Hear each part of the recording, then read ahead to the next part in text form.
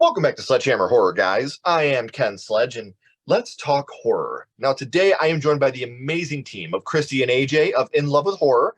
How you doing today, guys? We're good. Doing really good. Doing really good. It is such an honor to have you guys here. You guys came highly recommended, a couple of my good friends in the community. But before we talk about why you are here, Kristie and AJ, I would like for the people that don't know you to get to know you here for a second. You guys host a horror media reviews, news, podcast, a little bit of everything horror over at In Love with Horror. Now, you guys spend time enjoying horror games, films, books. Like, it's kind of your love language with each other, and you wanted to share that passion of horror with others. Now, I understand. I married my wife right out of high school. We've been together 18 years. Our very first date was to go see War of the Worlds. We connected on horror. So to see another couple that really connected on horror and what it means to you guys, one, I want to know how you guys met and hit it off. And building on that, what made you guys decide, you know what? In Love with Horror is something that we need to do. We think it can excel. We think it can be genuine and real. What made you finally decide we are going to do this podcast? Yeah, absolutely. You want to take it? No, you go ahead. Oh, okay. Well, all right. We actually originally met on Facebook. Back in the early days, back when Facebook was, popular, it was the, social media platform. So we met through there. Yeah. Just went on dates, and I actually think one of our earlier dates, it wouldn't have been the first one, was to see the horror movie. What was it? Case 39. Yeah.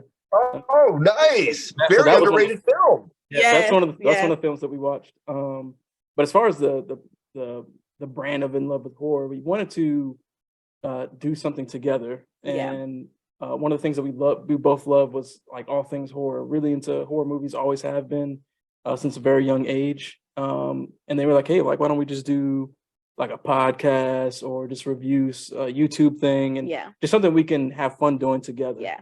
And then we just kind of settled on horror because that's something we're both into, like, because we each have our own things that we like. Like, she's the reader, I'm like the gamer, but we both like come have that middle ground with the horror films. Yeah. Well, I feel like the couples that really have the longevity are so different in so many ways, but they have those couple niches that they really run with on, like whether it's your love of your children, whether it's a hobby or a lifestyle, like watching horror movies and being a part of the horror community, which really is more of a family than a genre of movies, but like you said, you're the gamer, she's the reader. With my wife and I, like, I am a huge baseball fan, like ginormous, over the top, ridiculous baseball fan. And my wife loves music. She loves to read. And like, we have these own separate avenues and things we do too. So that way, when you do get that time spent together, you appreciate it a lot more. Yes, for sure. It's like the song by Journey, Faithfully. I get the joy of rediscovering you. Every time I come back and you're here, I get to rediscover you again. Right. Yeah. Like that's what it feels like when you're, you have your own hobbies and stuff, but then when you come together to write a review or to, purge out some horror news, I get that joy of rediscovering how smart you are, how clever you are, how hard you work on what you do. So it's amazing to finally, meet you guys. I'm so in love with love in general, and the fact that you guys are so into this, and the fact that you guys built this thing on love and horror. Like, those are the two monumental things to build on. Exactly. Absolutely. To me, horror is a family. I've met so many amazing people just from doing this podcast that I consider best friends and family members now. And to have you guys part of that community and be able to bring you on here and learn how that started for you is overwhelmingly cool to me. So when I have two guests on, I always bounce the questions back and forth. So I have always been taught that it's ladies first. Now, before I ask the question, Kristie, I want to let everybody know, if you want to check out In Love with Horror, yes, you do. All of their links are down in the description below. So make sure you're following, subscribing, becoming a part of their community and their family as well, because I wouldn't bring them on here if I didn't think they were fucking awesome. And you guys know that. We have a certain level of integrity that has to be held here. And I love these guys to death. I had a very good friend of mine, Tyrone, recommend them to me, and I knew they were going to be good people the minute that Tyrone gave me the words. So make sure you're following and subscribing. All the links are right down here. So let's get into why we're here. Let's go back to the past. because in order to have a horror podcast and in order to find your horror had to start for you somewhere. So I'll start with you, Kristie. Let's talk about your first horror movie. And Kristie, the first horror movie that you watched was Tales from the Hood. And I was like, I couldn't have been any more than like 7 years old. And I know I shouldn't have been watching this movie. I was downstairs with my brothers, my older brothers. I was the only girl. So I was with my older brothers and they were the ones watching it. But I was like hiding in the corner, knowing I shouldn't have been watching it, but I did anyway. And it scared me shitless. Well, the thing I could say about Tales from the Hood, and I don't want to make this a political conversation. I don't want to make it anything like that. But with me being a young white kid, everybody that knows me knows I'm a huge fan of Tales from the Hood. I have been for a very long time. I think that there's a lot of very genuine, scary moments throughout the movie. And as a young white kid, I looked at this as a horror movie. That's it. I had never thought of the idea of the police coming after me because of the color of my skin. I had never thought about like hardcore combat and how even today, as a 37-year-old man with empathy, it's so hard to watch that segment because of how real that is. When you see and some of the words they say and the way they treat each other, it's a very hard thing to watch. Now, before I get into your first horror movie, AJ, I got to know, being a young woman of color, was that something that hit you a little harder? Like maybe like the first skit where you're seeing how Martin Morehouse is treated by the evil cops, the crooked cops. Like I've never been scared of something like that. Was that something that as you're watching, even as a young lady, is something that really, hit you a little harder than it may have for me, a young little white boy? Well, it hit me more so when I watched it when I was older. But as a kid, I did understand that there was something very wrong with the interactions because of how my brothers responded to it. They were like, oh, see, look at that right there. You already know what's about to happen. So obviously, I know that there was some kind of a dynamic there at that time, but I didn't really understand it. But rewatching it as an older person, it definitely hits you a lot different. You understand the different stories in a different way, for sure. You have those experiences to kind of like base your response off of. Like, okay, that makes sense. I understand why that's a scary thing and how this could be a very scary situation. Right. And I'm not saying that me as a white person can't be scared of this movie. That's not what I'm trying to imply, everybody. I'm not saying because that she's a person of color that it would hit her harder. But what I'm saying is, especially skits like that one and then the one with the dolls, those aren't made for me. Darren Scott and Rusty Cundiff were not thinking of me when they wrote those skits. I'm not that audience, and I can live with that because what these guys did was they made a horror movie first that is a very important message. There's a lot of very important undertones throughout the whole movie. But if you're a human being with any ounce of empathy, you can watch this movie, be scared of this movie, and appreciate the message that this movie was putting out in 1995. So crazy. Before social media, before all that, So very glad I could talk about this movie anytime. Now let's talk a little bit about a movie that I think rejuvenated the horror genre, especially in the psychological thriller. When this movie came out, it really took a shot in the arm. Now, let's talk to you here for a second, AJ. Your first horror movie was The Sixth Sense. Two things. One, I'm a huge M. Night Shyamalan fan. I think that when he puts, pen to paper, when he's a writer director, he's phenomenal. And Toni Collette in this movie is a goddess. So many things she does, but there's a lot of moments throughout A Sixth Sense where there is genuine, real fear and real horror. Absolutely. And I've talked about this before on the podcast. The problem with The Sixth Sense is the ending is so goddamn good that it makes you forget how great the rest of the movie is. Whenever we talk about The Sixth Sense, it's that twist. That twist, the greatest twist ever. Yes, it is. But we never talk about how great the rest of the movie is. One of the scenes that still to this day gives me those little emo goosebumps that I have right now. Is, hey, come on, I'll show you where my dad keeps his gun. Talk about that too. Yep. I was telling him this earlier. That's my scene. That was so creepy. It was. Yep. And especially because you have that visual storytelling. Yeah. Right. That was man. enough for you to know exactly, like, you already knew what happened. Yep, exactly. So how old were you, AJ, the first time you had seen The Sixth Sense? I had to be around, I want to say like 8, maybe 8 or 9 when I watched it. Somewhere around there. Hey, what? I got to know this too. Did you go into this movie blind, or was the movie spoiled for you before you watched it? I think I had heard that there was some sort of twist about him already being dead, but like, to be honest with you, I can't really remember if I was spoiled beforehand. Yeah, like it's one of those things I feel like I just always knew, so I honestly can't tell you if I remember like me being surprised after watching that film. I'll never forget it. We were doing community service. That's how young I was, because in our town we have this big local fair in the summer, and kids can sign up to do community service to get free tickets to go to the fair. You get free tickets and free wristbands for the rides if you go and you do cleanups and community service and stuff. And that was some of the things we did as kids. You know, you could take pop bottles back, you could do community service and get your tickets to the fair. And a kid was there, Joe Barber. I remember this. I still remember his name. And he was like, he told us, he said, because my plan was to go to the fair throughout the week, and then I was going to go see The Sixth Sense on Friday with my kid sister. He's like, I can't believe Bruce Willis was dead the whole time. I was like, you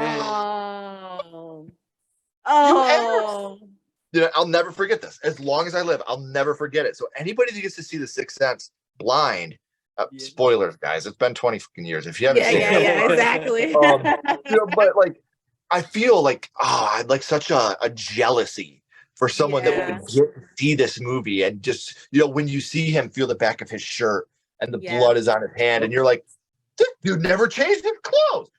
You know, there's just so many smart things like that throughout the movie. So we know that, you know, you were a young man the first time that you had watched The Sixth Sense. So do you remember which scene it was that affected you the most? Oh yeah, I never forgot it. And it was actually the scene where the two boys trap Cole in that like dumbwaiter closet thing upstairs. Idiot kids. That scene was a great example of when you can't see what's going on, and like it's that fear of not knowing what's happening, but just that audio of him screaming, like, absolutely terrified me as a kid. Like, I never, like, I was even telling you that, like, I was like, there's certain things I can't remember from that movie because I haven't watched it in a while. But that scene specifically, like, that has like settled and nestled in my brain. I have never forgotten it because it scared the shit out of me when I was a kid. And especially because as kids, we are always, if you're lucky, your parents are your superheroes. That's who saves you. It's your parents.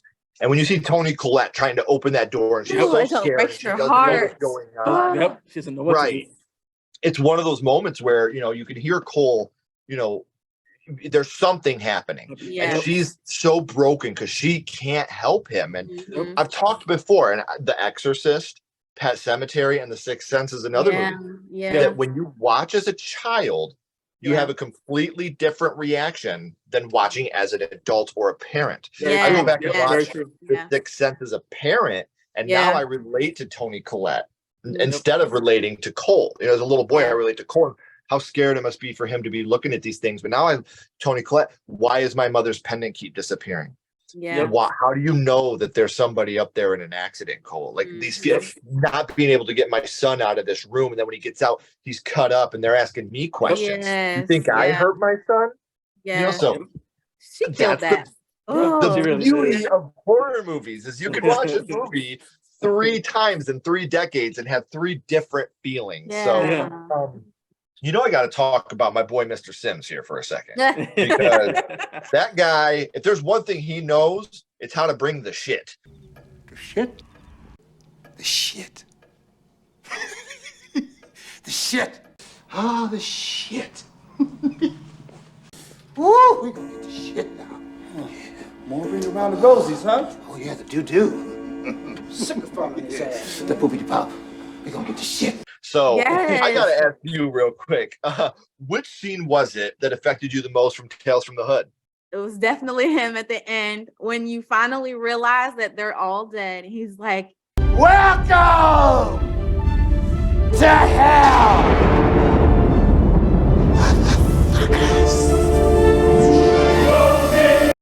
and then the tongue comes slithering out his mouth, and I was just like, oh my gosh. I probably ran out of the room when that happened as a kid, but that was some scary stuff. And then obviously he morphs into this big ass, like Satan looking thing, and then the whole background changes, and it's like, dang, it's over for those guys.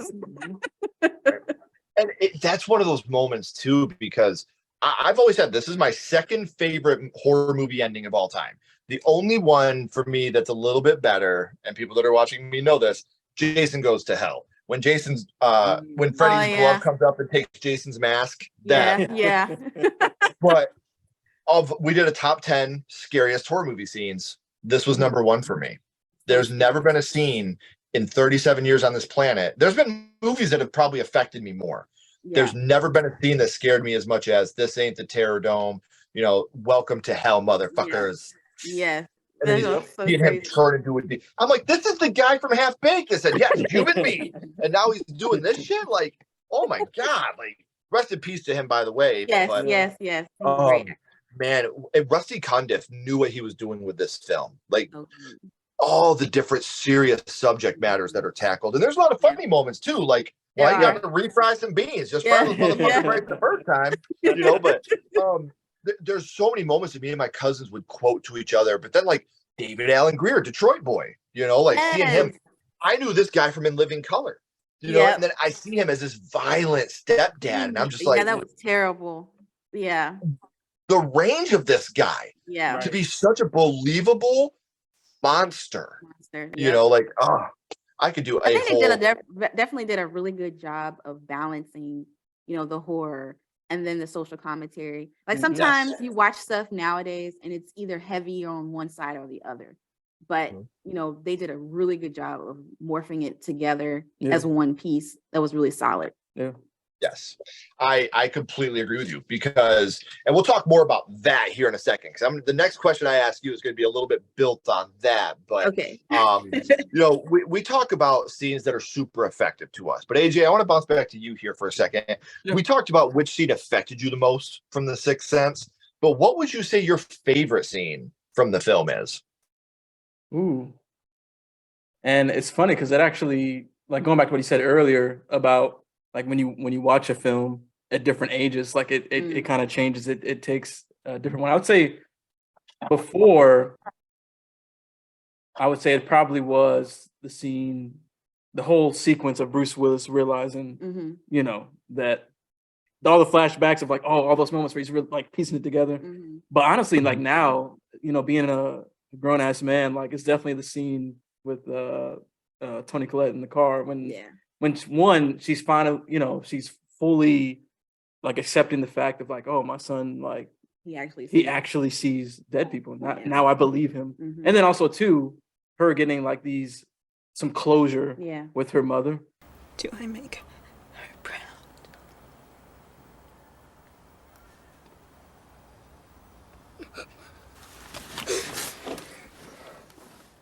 Like, learning about the fact, she actually did come to the dance, and learning that, she's proud of me every single day. Like I'm doing a good job. Cause we're parents and, you always ask yourself like, am I doing the best I can? Am I doing right by my kids? So like that scene alone has like so much emotional weight now being an adult, being a parent, that it's now my favorite scene. Yeah. And you're right. Whether it's I have 3 children of my own. I lost my mother unexpectedly at a very young age. So like, you had those moments too of like, you're watching this movie when you don't have your mother, and then you're also in that boat too. Like, did I make her proud? I can never ask her that. You know what I mean? So I get it. Like that's one of those moments that just completely punches you in the fucking stomach. Like as a parent, as someone, as a child, as a son or daughter, that's something. Whether it's in the back of our head or the front of our head, we always want to make our parents proud. It's just something that we want to do. Absolutely. I'm not mad. I'm ashamed. It's like, oh, I know, right? Right. I'm so disappointed. Right, yeah. So yeah, that's one of those things that I think is just human nature, is, the love that we have for our parents and our children. And we want that to be, even though we know in the back of our mind it is unconditional, we also want to know that we're doing right by you, making you proud as your son, as your father. I want you to be able to tell your kids, my dad was the shit. That's what my dad was. And I never ever questioned if he loved me, if he was proud of me, if he was going to come home at night. I knew my dad was there all the time, every day. So I get what you guys are saying there too. So absolutely. I talked about how we're going to go back to heavy-handed here for a second, Kristie. Okay. Because, Tales from the Hood now is officially a trilogy. We have 3 films in the trilogy of Tales from the Hood, Tales 1, 2, and 3. My first question is, have you seen Tales from the Hood 2 and 3? And if so, what are your thoughts on those films? I haven't seen the other ones. Okay. What I will say, I was Tales from the Hood 2 is way too heavy-handed. There's actually a skit in Tales from the Hood 2 that is so disgusting, in my opinion, I won't watch the film again. And it's the real life story of Emmett Till. They that's that one. And Yeah. it's disgusting. It really upset me. There's a difference to me between fantasy and reality. I want to watch a horror movie to have some silly fun, to be scared, to learn a thing or two. I don't want to see the real life events of a 14-year-old boy being beat to death because he whistled at a white woman. Right. I don't need to see that shit. I haven't even watched the movie about that because I don't want to relive that at all. No, it's heartbreaking. I don't need to watch a movie to realize that this poor boy went through something no human being should ever have to at the age of 14. And it's just a disgust. And I don't need to see it in fiction. That's not fair. That's not. Emmett Till, the young man, deserves better than being a punchline in Tales from the Hood 2. That's just my opinion. I agree. If that was my 14-year-old son, that's how I would feel. Tales from the Hood 3, however, is a lot of fun. There's only one very heavy-handed one on it, but Tony Todd's in it. And he's dynamite in his role. That's all I'll say about that. But I never want to shit on anybody's art. If you're making art, I hope there is a audience for it. Tales from the Hood 2, I would strongly recommend not checking out. Tales 3, I think you can have a lot of fun with Tales 3. A couple of the stories are really good. They're really fun. They're back to being fun again. But it's not super heavy-handed to where it's something like a real-life Emmett Till story where you're like, come on, guy. Don't do that. Don't. No worries. I'll definitely skip that one. But you should check out 3. Okay. The first story in 3 and the wraparound with Tony Todd and the little girl is fucking phenomenal. Oh my gosh. Watch it just for the wraparound, because Tony Todd's just God in general. I love Tony Todd. Absolute legend. Yes. Yeah. So with that being a franchise, I was able to ask you about that. I'm not able to ask AJ about that because The Sixth Sense is a singular film. But since we don't have to be able to talk about that as a franchise, I at least got to ask, is The Sixth Sense a movie that you would like to see remade today? No, I don't want them to touch it because, and she knows this. I'm not a huge fan of the remakes and the requels, and because I mean, the original film, and how it's done, unless it's a situation where maybe the practical effects or they're using old CG or something, they couldn't really realize the vision. But The Sixth Sense is not a film where it was made smart, where there was no everything's practical, there's no need to remake it, do a requel or anything like that. It is perfect as its own, and they just need to leave that alone. I think it depends on the remake or requel itself. Now I look at movies like Child's Play 2019, Evil Dead 2013, and I love those movies. I think that Evil Dead remake was actually really fucking good. Yeah, I think if you take the original idea, but you make the story your own, that's what I want to see. I don't want to see what the Nightmare on Elm Street remake. Don't give me all the exact same scenes with CGI. I don't need to see that. That's bullshit. But again, to see a movie like Child's Play 2019, Evil Dead 2013, John Carpenter's The Thing, taking that original idea and making it completely your own. Love it. Give me a new take on an old classic. That's I can agree with always that. like. Yep. So, Right. I want to bounce back to you here for a second, Kristie, and then you're going to get to cheat here for a second, Kristie, after this question, because by process of order, you're going to get to cheat. AJ is not. But as horror fans, we like the deaths.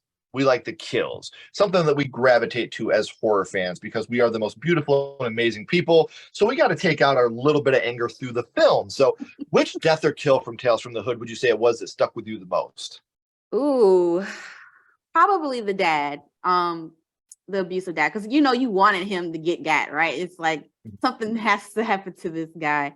And that was super creative the way it was done, like a kid's drawing. Crumbling, right? And then how the teacher brought it in and threw it on the stove and it caught on fire. I mean, that was pretty epic. I was just like, wow, who thought about this? But it was, and even when you had that one little moment where they popped David Allen Greer's head in the puddle, this shit ain't over yet, bitch. so good. Yes. Let's go back to practical.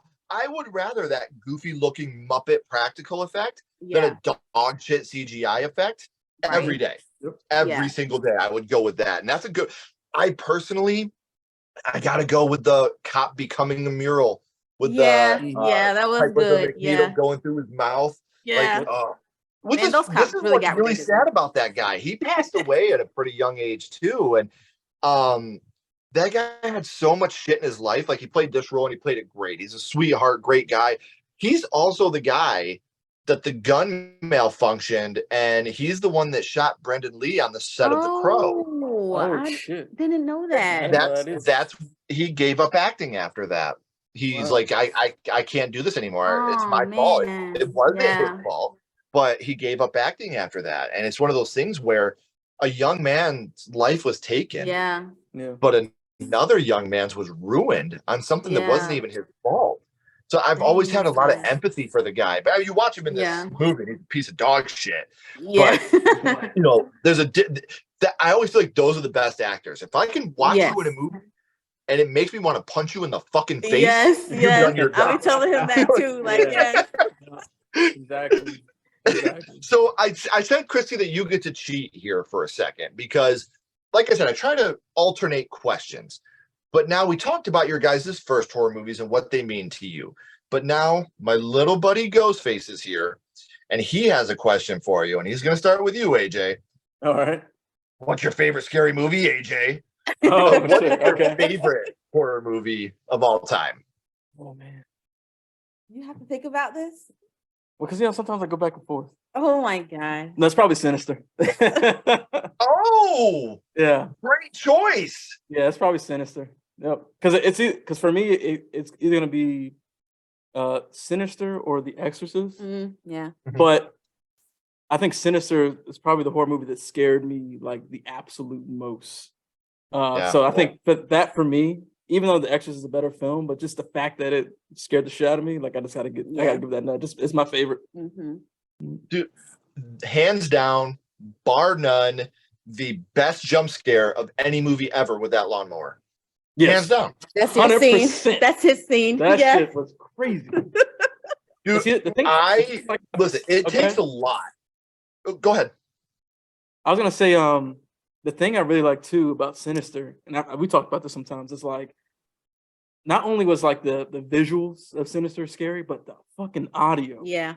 The audio of Sinister was like, it like got under your skin. And it like crawled in my brain and lived there for like weeks. Like I couldn't just like escape the feeling that it gave me. Like the shit was crazy. Well, and the fact that they did that on Super 8 film, like that really enhances it too. So you get the clicking of the camera. Yep. And like there's moments throughout this movie, like obviously you have what I consider my favorite jump scare of all time with the lawnmower scene. That's holy shit. I think that's one of the only times I've ever screamed in a movie, like, God damn, but like the twist of which kid is being affected. And I just think that there's so many moments throughout this movie. And how brilliant is it that even throughout the second film, the deputy's name is always just Deputy so and so. Like that's the coolest. Good for you, man. Good for you. But I'm telling you, like, and the way that they do the part where he's falling through the ceiling and he's rewatching it, and you see all the little hands on him. Yep. That's a wrap. Fucking crazy. And I love it. Just like with this and like Insidious, like, oh, our house is haunted. Bye. I'm out. Yep. Well, let's stay here and figure it out. But that's what that's the problem. Deputy so and so, you moved? Ah, you're fucked. All right, bye.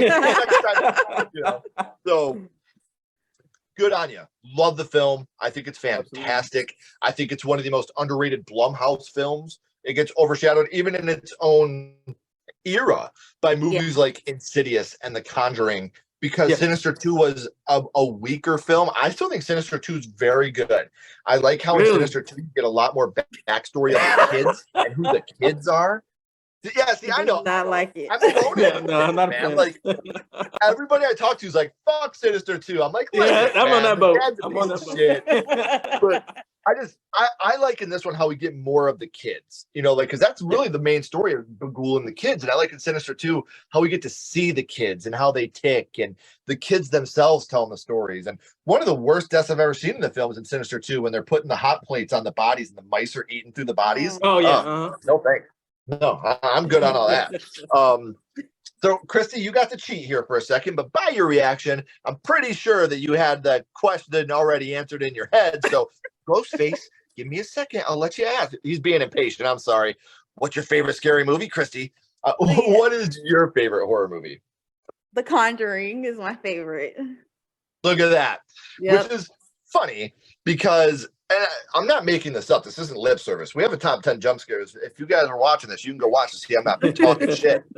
Number 1 to me was the lawnmower in Sinister. Number 2 was Look What She Made Me Do. Look what she made me do!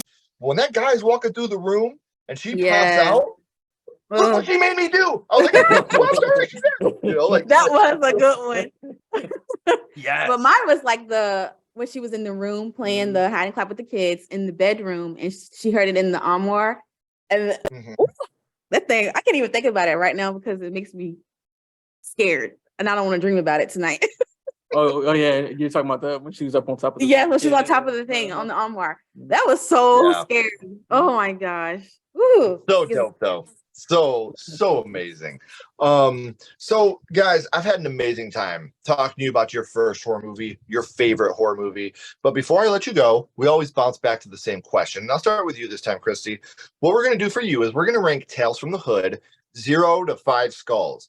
Now, we're not ranking Tales from an acting, directing, score standpoint. We're not being critics. All we're doing is ranking Tales from the Hood on how much it affected you on your first viewing. So 0 skulls being not effective, 5 being extremely effective. You can use half and quarter skulls anywhere in the middle. Kristie, what would your ranking of Tales from the Hood be? Definitely have to be 5. Yes, I completely agree. Even to this day, holy shit, what a great movie. And it's the same thing for you, AJ. We're not being critics about The Sixth Sense. We're just strictly ranking it on how much it affected you. So 0 skulls not effective, 5 extremely effective. AJ, what would you rank The Sixth Sense? Yeah, I'm gonna have to say 5 skulls, just off the sheer fact of how much it terrified me as a kid. Like I lost sleep off that shit. So it's definitely 5 skulls. Who knows if you guys would even be the people you are today if you hadn't started your horror journey when you did. If you hadn't seen Tales from the Hood, if you hadn't seen The Sixth Sense, would we be here having this conversation today? Butterfly effect. So I know I said it at the beginning, guys, but we're at the end of the third act. The credits are about to roll and the curtain's about to drop. But before that happens, I have all of In Love with Horror's social media links, the podcast link, the YouTube link. I have all that down in the description. So make sure you're following and subscribing so you can join them on their horror journey. You might learn a thing or two. You might learn a movie that you want to watch. So make sure you're following and subscribing. Guys, please don't go anywhere. I got a couple more questions for you. Everybody else, if you haven't already, please like and subscribe. It really helps the channel more than you know. And follow Sledgehammer Horror on social media. All our links are in the description as well. But until next time, keep talking horror, stay who you are, and we'll see you guys soon.